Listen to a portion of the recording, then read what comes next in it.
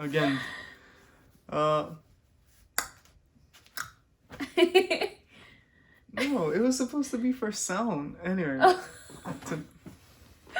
1, 2.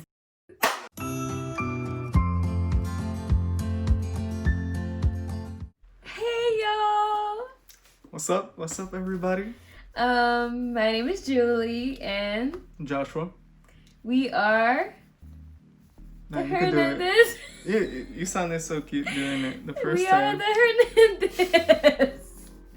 Hernandez. Hernandez. No, this is No, this is just Hernandez. Hernandez. Anyways, so welcome to our channel. We want to welcome you again. What else? Hello to all of you for the first time on this channel. Who are first comers and also the ones who actually have been on this channel before. So today we actually have a few questions that came through. We wanted to answer some of those, like an introduction, a restart, refresh with all of you, and kind of give you a little bit of an idea of who we are and what we're all about. I think I'll just have Julie kind of start off. One thing about this channel is like we want to connect you to Christ and not only to us. We're just Christians who are living daily lives and stuff like that, but we want you to know that, you know, who Christ is, right? We want to talk about different aspect, either relationship, either food, business, whatnot. We don't have a business yet. We're still, you know, We're working, in the pursuit. We're working on that. Yes, we're working on our you know, money stuff and blah blah. But like we want to share our journey with you, while connecting you to Christ. So this is the main purpose of this channel. Now, for today, we have some questions that, you know, that some of you have given, and we kind of wanted to answer that, and also in the process, you guys get to meet who we are, meet us, right? Yeah. And yeah. So, well, the first question actually is, let's see, I'm gonna read it. I'm reading my phone. What was the most challenging thing in your interracial and intercultural relationship?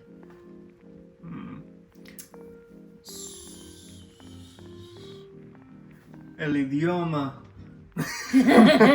For my Spanish Spanish speaking people. The language. Yes, the language, because was this pretty guy, interesting. I speak Creole. My parents speak Creole, right? And this guy does not speak Creole. He speaks English Spanish. and Spanish, and that's it. That's as far as I go.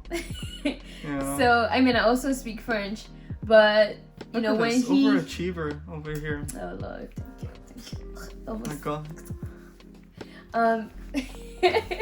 So you know, when we first, you know, met and stuff like that, I kind of didn't think of it that much until, like, you know, I presented him to my parents, and then I realized, oh shoot, like, how are they gonna communicate? This boy not Haitian, not speaking the language. And then I'm like, oh yeah, my mom knows some Spanish, but she's not like, you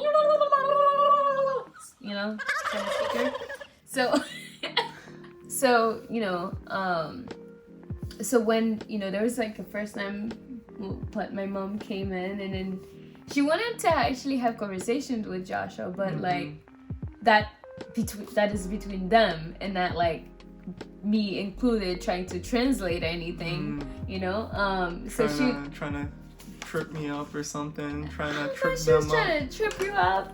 I think she was just, you know, kind of like have, you know, personal. Every parent want to ask the tough questions, and when it's being translated by the person who's dating the person, it can get tricky. Just let you know. So you know, she couldn't do that, and everything I had to translate for Josh, and Josh had to. It was a whole like annoying thing, and like I didn't have to do that with Josh's parents because they speak English, and then his dad speaks Spanish. But I mean, that's fine because I do understand Spanish and stuff like that. But it was honestly a struggle. But after that, everything else is pretty fine. Yeah, the food. He loves the food. Wait a minute. You don't love my food? Our food? No, I'm just kidding. No, I love Spanish food. I love Spanish question. Anyway. I'm just joking. Anyway, so yeah, I mean, like, I'm Puerto Rican. I love your mom's food.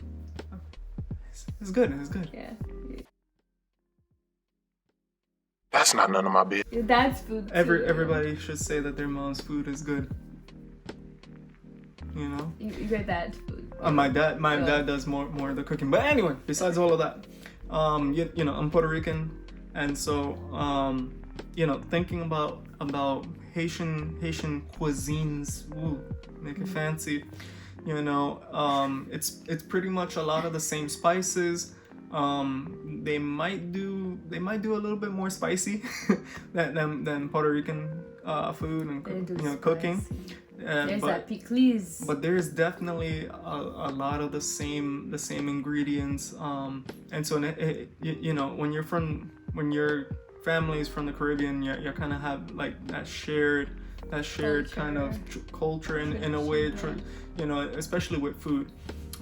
So with food, it wasn't bad. I love Haitian food. Yeah, I'm ashamed to say that I don't really do a lot of Puerto Rican cooking, you know, He's food. a fake Puerto Rican. Hey. The next good thing was that we were both Christian, or at least in my head, I was Christian. I thought I was, you know, He thought pretty he good. was. I thought he was too until like my boy. I've walked many He was paths. saying he was one of those guys. Yes, I'm Christian, and then you know. But Jesus saved him. You know, changed over this. He's been changed. I gave over my fur of the wolf for sheep's clothing or something. All right. No, actually, it's funny. Anyway, next.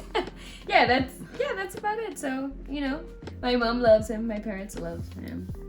And I love his parents also. So it worked they think out. that she's like hilarious. They think that she's just the funniest but person. Anyways, the next question is: during the time that when you two were courting, how did you resist temptation? I'm sweating already. I think I need to change this shirt. So it was hard. You know, it's like I mean, one of the things that's like kind of tricky is like you think you can do it in your own strength, in your own flesh.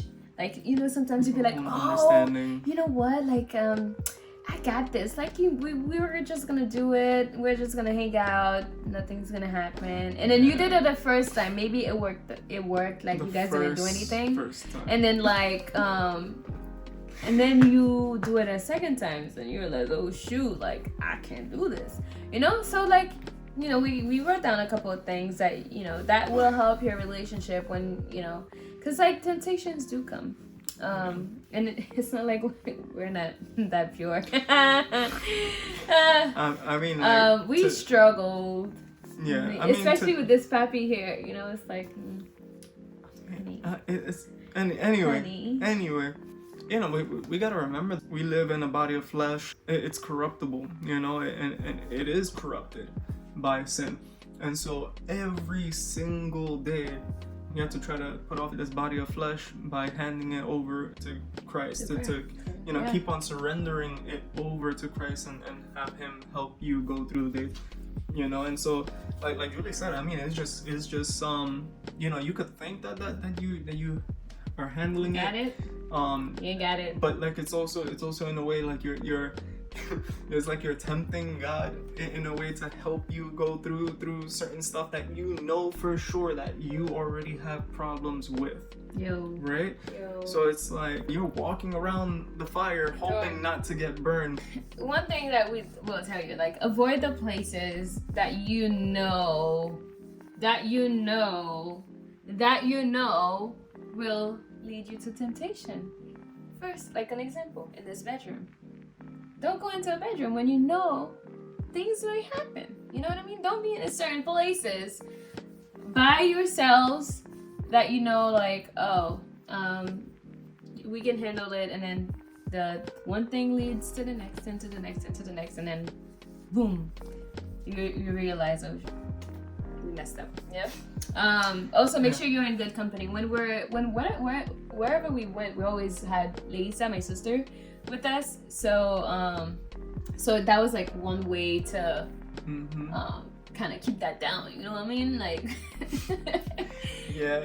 I mean, like that's really important, honestly. If you have you know, if you're doing certain things in groups, and you know you're always, you know, conscious about like let me just have one other person with me, and yeah, it could, you know, that whole thing about like third wheel and stuff like that. But like when, well, you know, that third wheel could help you get into heaven. You know, I'm just saying, you might not have 4 wheels, but that third wheel could help you. Yo, facts. And then also like one thing is like we were trying to always think about God, right? Putting him on the forefront of our minds. Like, oh man, like we can't do this because like that's not going to help.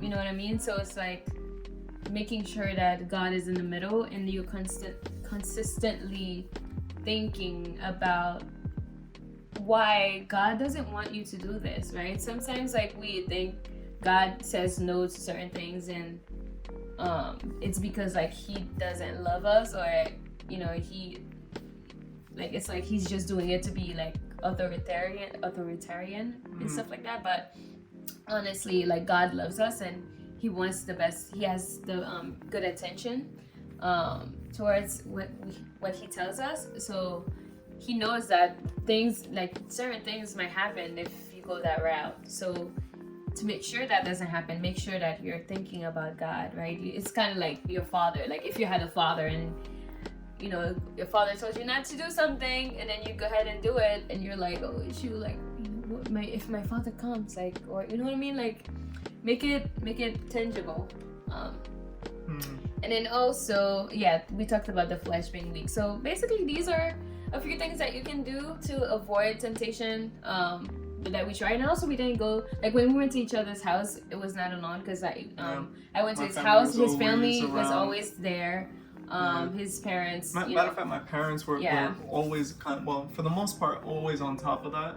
And so they were like, oh, you know, let us know when she's coming and stuff like that, and you know what day she's gonna come. No, I'm not gonna be here. She has to come another the next day. And also like with that time that I leave his house, and just know, I wasn't like we, you know, I'm not like a little kid or something like that. Like I'm pretty much adult, you know, full like, grown. 24? You were 24, you know, oh wow, not much of a difference.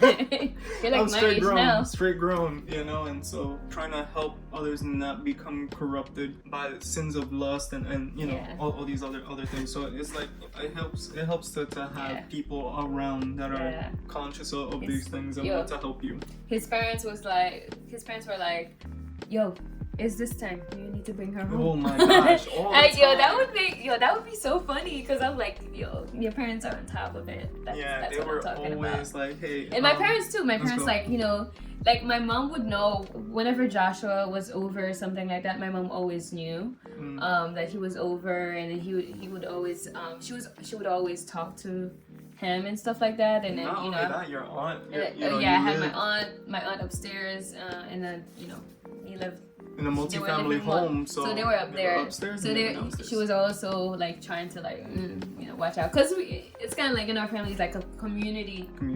That's the word. Community. Anyways, so let's see, the third question is, let's see, it's written in French, so I'm trying to like figure out how to say it in English. It's basically like, advice is, can you give us some advice to live a happy life as a couple? You know, are we happy? Just kidding. I think so. I think we are. We are a happy couple, but you know, it's like it's not all la la land all the time. Yeah, it's definitely not fun. Although honestly, I don't remember our like fightings. It's very like back. It's so distant. It's like very distant. And I got a big head, so it's like I gotta go real far back to get them. You know what I mean? So anyway, it's hard. So the first thing was like, is God. Yes. That's like the main thing, because we have the same kind of pursuing God kind of thing. Well, it wasn't always. It wasn't always like that in the beginning. Oh yeah, for that's sure, true. for But sure. I mean, we still were a happy couple. Like, and I think. Well, I think really for us it was like during the boyfriend girlfriend phase going into engagement is where I feel like him. more. Yeah, she legit threatened me. It was like, you gotta love God as much as you love me, or else you Or ain't more, gonna- no, God more more than you love me. more than you love me. Or else we're not getting married. And I was just like, what? What? Oh gosh! All right, I'll do it. Yeah, I was ready to honestly, like, I take God seriously, and I was really ready to, like, I was like, listen, I can end this relationship anytime if you don't take your stuff seriously. Like, I was really hard. Like, if God told me to leave him, it would be sad, but it's like I'd rather obey God because I know He has my best in mind than like make a mistake that God already was trying to help me avoid. So, it's like, Josh, like, I really love you, but like, you need to get your act together.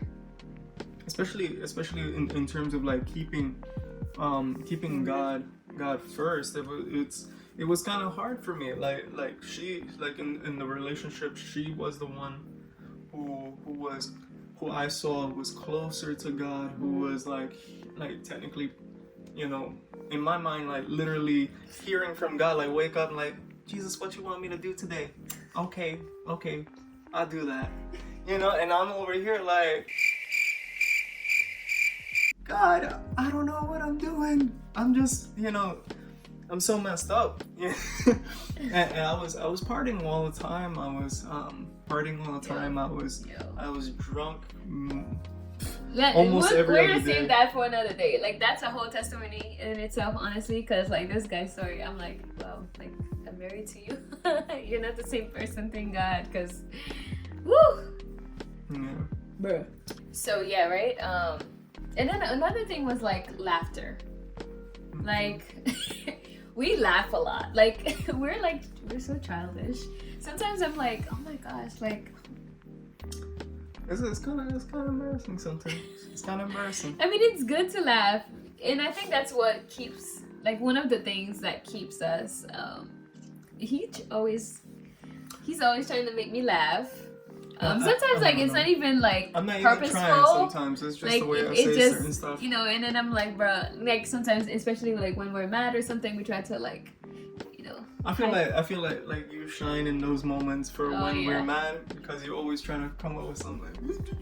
Like I'm just like, bro, those funny faces are gonna do it. And I end up laughing. Yeah. But laughter. But yeah, they honestly say laughter is the best medicine. It is.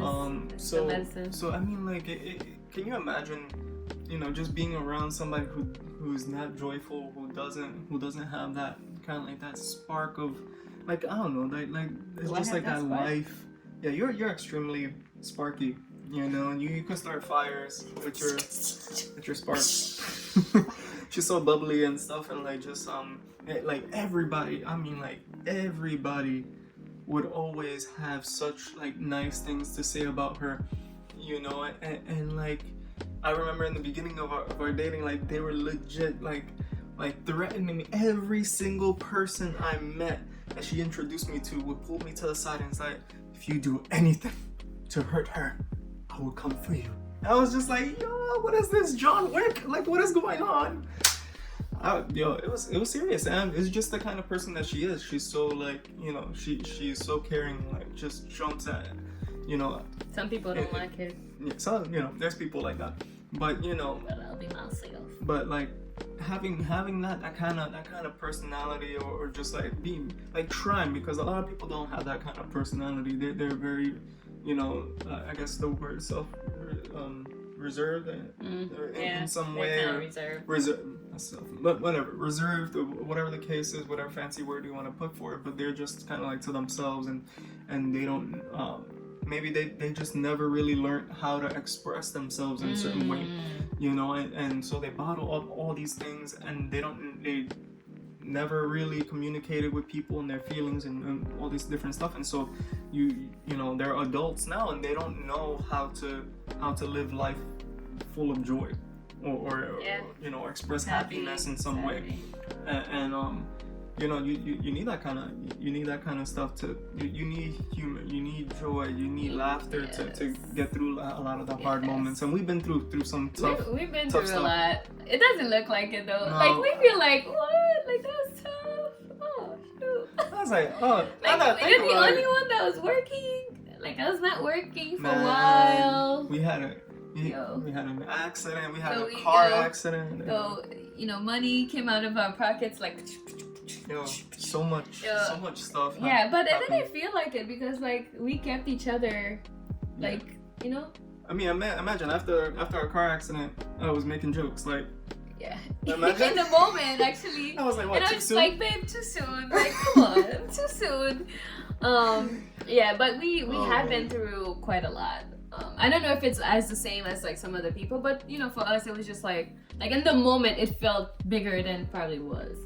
But although it's like we still used it, and we still laughed, and we still communicated, and blah blah. Like another thing that I'm thinking about is that you know, like who's the giver of peace and joy? I mean, the Bible says that joy comes in the morning. Mm-hmm. So Jesus is the giver of peace and joy. You look at us, you know, if you've been following on Instagram or social media, whatever the case is, and you're just like, I don't know how they're like that. I don't know how they're so. I don't know if they talk like that. I don't know, but there's some haters out there. Maybe there's some haters out there. You know. It's okay. We love you. We love you. We love you just like Jesus does. But anyway, you know, it's because we've given over. We worked. There's a key word in there. There's work involved, and so we worked to give over our heart and mind to Christ. Mm-hmm. And it was hard, especially for me. It was hard for me to do that and to allow His love to really to overflow. With His heart. Okay, overflow. You know what? Overflow. Gosh, can't do it. And so as I worked on building my relationship with Christ, and that's through, you know, even right now I read the Bible a lot more than I've done in, I think, all my years of supposedly being Christian, right? Me thinking that I was Christian. I've read the Bible more in a short amount of time. It's not even like more. It's like in depth. Like it's more in depth. Praying more.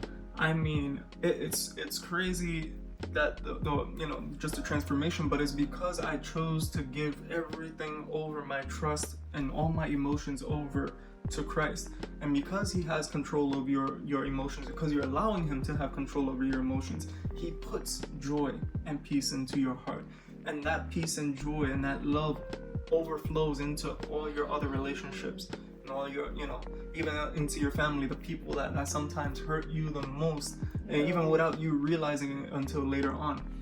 You know, and you know, that's kind of why, you know, why we are the way we are, because, you know, we allowed Christ to be the center of our relationship. You know, and it's like if you think about it, if there are like 2 points and we're like on a high cliff and there's nothing else connecting me and Julie, and then Jesus comes and he's like a bridge that literally allows us to meet in the middle. That's such a nice picture. I think that if God didn't do anything to change me, then we wouldn't actually even be married in the first place. I was legit very corrupt.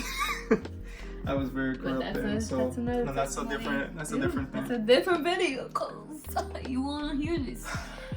Anyways, so like there's also communication. The one thing I love about him is, like, you know how like men, you know, tradition. I mean, I don't know if it's traditional kind of thing, but it's like men usually they don't want to share their emotions kind of thing, because they think like, oh my gosh, I'm manly, you know.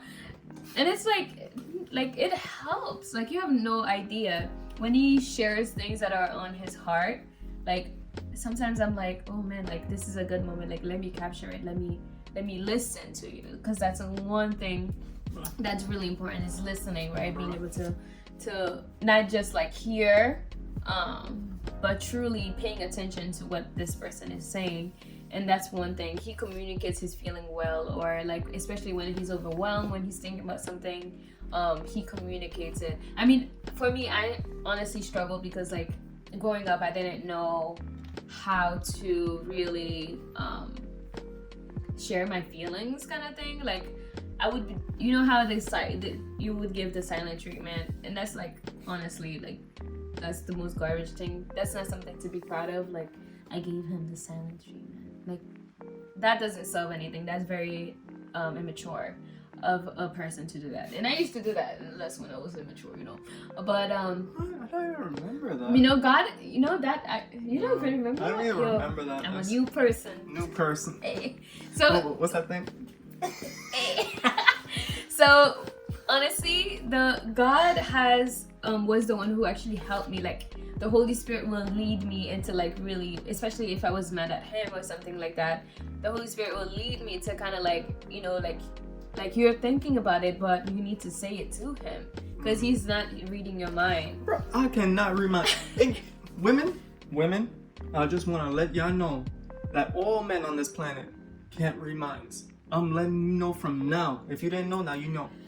Because I'll be having a hard time. I'm like, babe, You're supposed to can't know. do it. I know. How am I supposed to know that?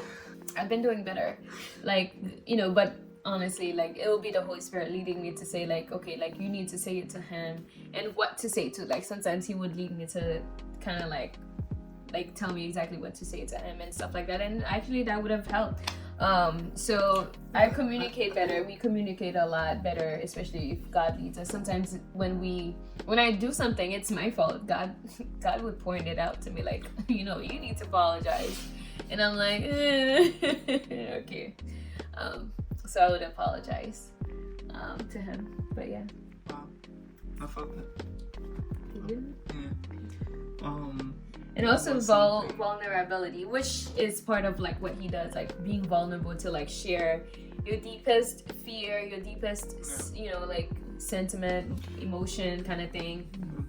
I mean, you know, it's so interesting because it's like I remember, I don't know exactly where I've heard this before, but basically, you know, a counselor, maybe like one of those counselors, and there's two couples and they're like, you know, they're not really talking and things, and when they do talk, they just kind of get to the, you know, they talk about everything else, you know, like, oh, the kids, you know, games, I mean, like the bills, maybe vacation, maybe whatever else, you know, is going on in life, you know, maybe they have to take care of family, but, you know, there's one spouse that is just like, but they're not talking to me, and you're just like, but I tell you everything. I tell you my whole plan from A to Z. That's not it. And that emotional side. It's the emotional side. That connection. Just know, it's my own opinion, but I feel that most women, if not all women, always have like this higher connection to this emotional side, and they want to know what the man is feeling or thinking. Or you know, thinking, but the thinking is attached to the emotions. Like what are, like, what's, I don't know that if you kind of get what I'm saying, but it's like an emotional attachment connection to what you're talking about and how it relates to you two. And then also like just talking about us, like sometimes you talk about everything else but us, like, you know what I mean? I'm not saying you, but like people. I never thought that. Never thought that once. Just putting it out there. But you know, it's like sometimes like I want to know exactly what's on your mind. Like sometimes men can be stressed because of like, you know, they have this thing that's like, I'm the leader of the house, so I need to be like, oh my God, providing, oh my goodness. And I'm like, you're not the provider, God is, oh my goodness. So you just, if you follow, I'm sorry, if you follow God, then automatically you know, like he is our provider. Like you are not. You're just like the leader who listens to what God says and then you do. He's not the provider. He's not the provider. So God is, and sometimes, you know, he worries a lot, and then he sometimes thinks of things that I don't know where he gets them from. Wait, are you talking about me now? I'm talking about you. Oh wow. Sometimes, because I was like, that sounds like me. like I don't know where he gets them from, but like because he'll be so stressed, and then you know sometimes he's like, I feel like I'm not loving you enough.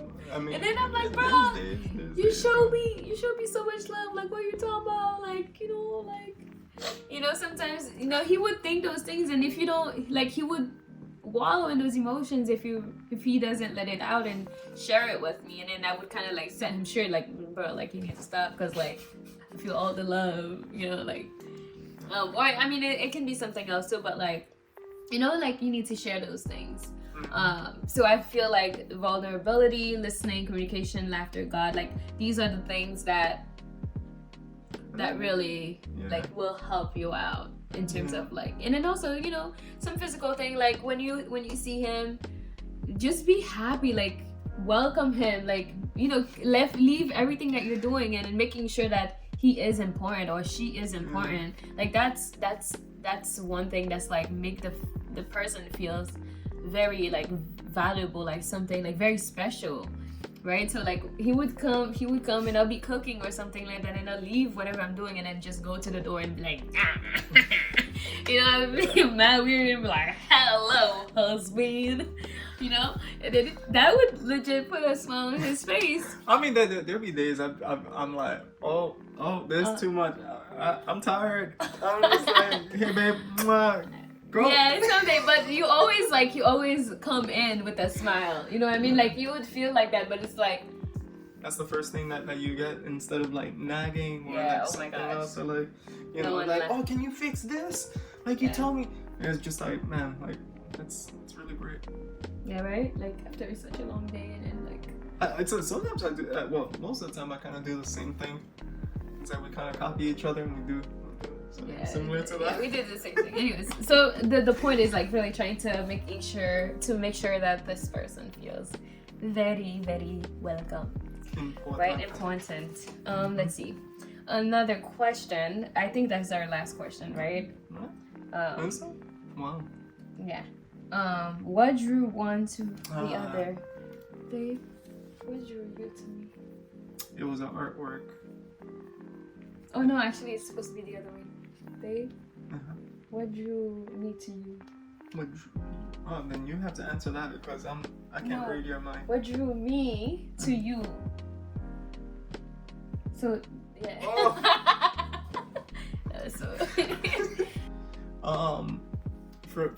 For me it was you know, one thing for sure, it was like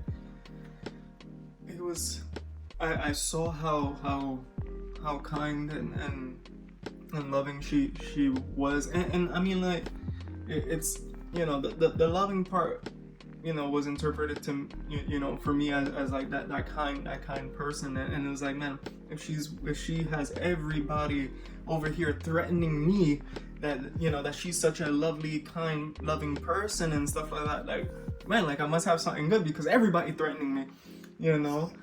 And it was like them and their mama, like everybody was like, boy, if you don't it's like, but it was that, and then the next big thing was that, like her love for God and things like that, and you know, just seeing how her family was, you know, and how her family, you know, believed and trusting in God, and I think that was something that was kind of like hardwired. Is that the right word? Anyway, it wired into me, right? Where from young, because I grew up in the church, you know, but that doesn't mean that my mind and heart was in it 100%. But that's a different story, all right? But it was always taught to me that you know, I look for someone who is of the same belief and of the same faith, and you know, so that it'll be easier for you, you know, and your children and things like that, and there wouldn't be so much fighting and chaos over religion, which, if you think about it, more than half the world fights over religion all the time. And so if countries are willing to bomb each other over religion, imagine what it would do for a household and a household, family and a yeah. marriage. If you never thought of it like that, thank me later. Anyway. So imagine, and I didn't want that for my children. I was like, you know what? She seems amazing, and she's of the same. You know, she's Christian too. Let you know. Let's just see what can happen. In my mind, I was always thinking of marriage and stuff like that. So, you know, I wanted to get married and things. But, you know, her kindness and her loving character and then her pursuit and love for God was the things that kind of drew me to her and made me. Plus the fact that you know, she, you know, was from the Caribbean and like hearing her stories and stuff like that. I was black. I was dark skinned. Yeah, so I'm attracted to dark-skinned women. So anyway, I got her. And I ain't giving her back either, right? So yeah, those were a few things. So her backstory, like comic books, you know, if you know, her backstory was pretty interesting, and I just wanted to know more because it, you know, it is just like it's an amazing. She's talking about my testimony is pretty good or crazy. Like her stuff is amazing. You know, from you know where she came up and how things just transitioned and up all the way up to this point.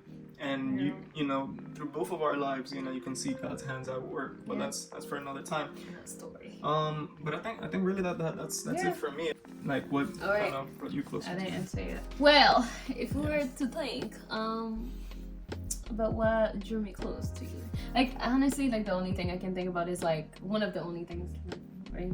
The first thing that comes to my mind is that like I can really remember like whenever I used to like leave school, because I used to go to BMCC when I met him. That's where I was, and if you don't know, it's Borough Manhattan Community College in New York. So he used to leave his house in the Bronx, take the train, go all the way to Chambers Street, pick me up, or wait for me after I finish my class, and then go all the way to Yonkers to drop me off, making sure that I was safe.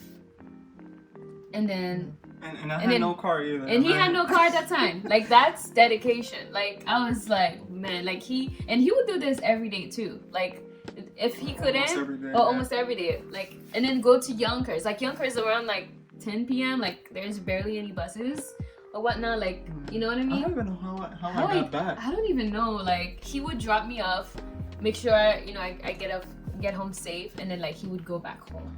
I think you know, we would time it at a certain way that it would allow me to take you home.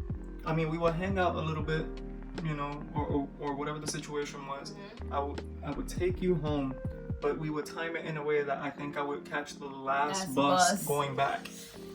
And you know, every time I would go, that's you know, to see her, that would be the thing that I would do. Yo, think of that.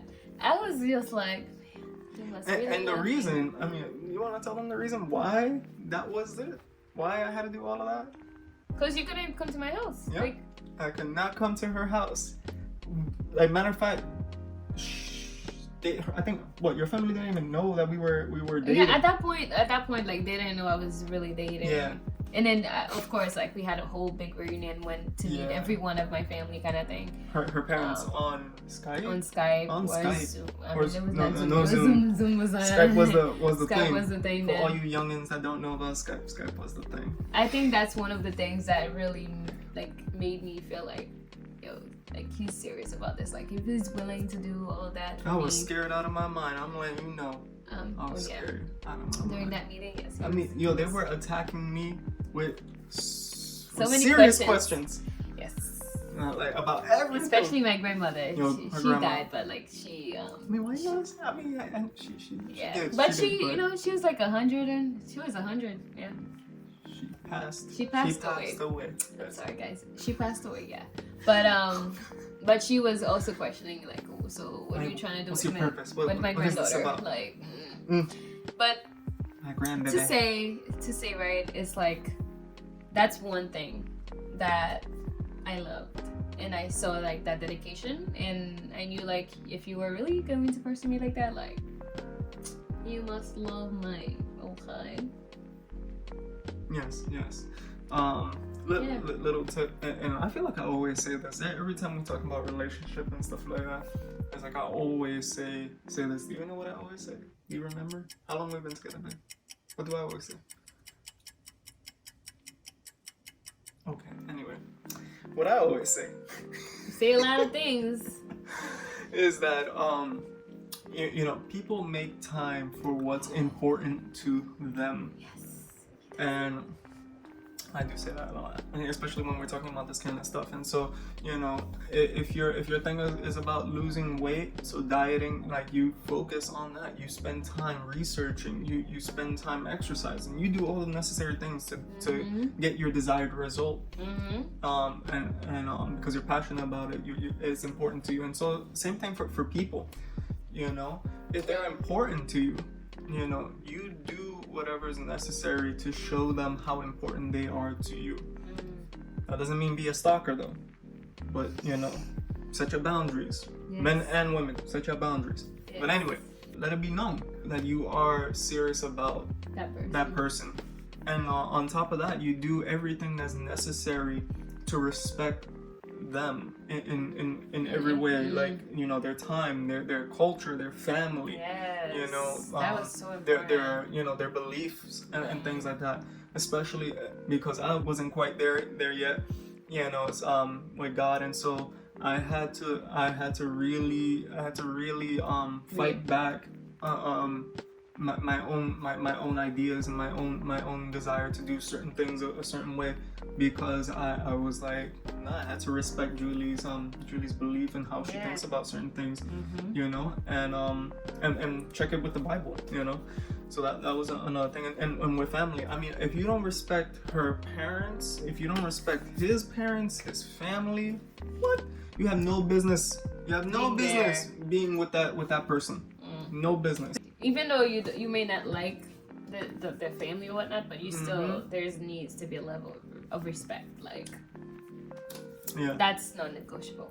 Yeah, facts. Yeah, facts on stacks. Besides that, right, that was like one of the things. And then after that, he was really caring, and he was, you know, he had a vision, which was one of the things that, like, I was like, okay, like you have somewhere that you want to go, you know, so that packaged up.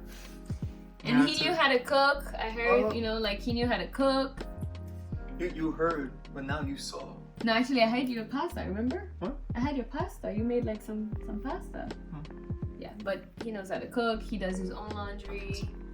My man's like, he was a whole package. Like, I don't really do laundry. He does the laundry. Can you believe it? There's certain things that I don't have to do because he does it. So, and it's like amazing. Like, when I tell you, it's amazing. It's not all of that, you know. It's you know, I'm a humble man. No idea. I just do what I know needs to be done. That's all. But. Okay.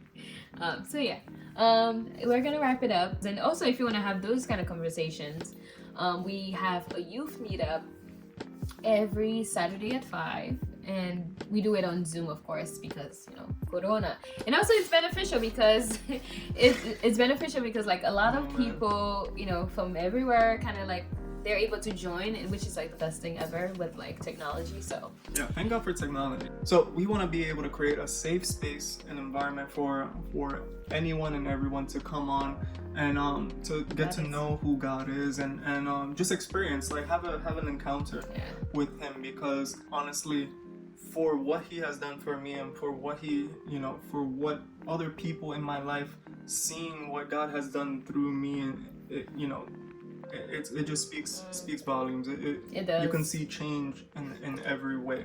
It's a chance for you guys to learn more.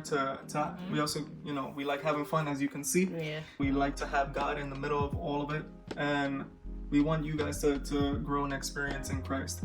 All right. So we definitely would love to have you come on and just share that time with us. Yeah. So it's every Saturday at 5 p.m.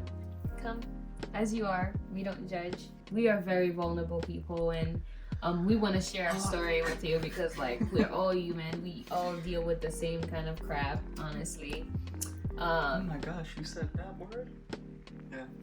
We all deal with the same kind of things and stuff like that. So we want to make sure that you're able to, like, share it in a space that I'll tell you my struggle, you tell me your struggle, and we can help out each we can other work kind at of it thing. together.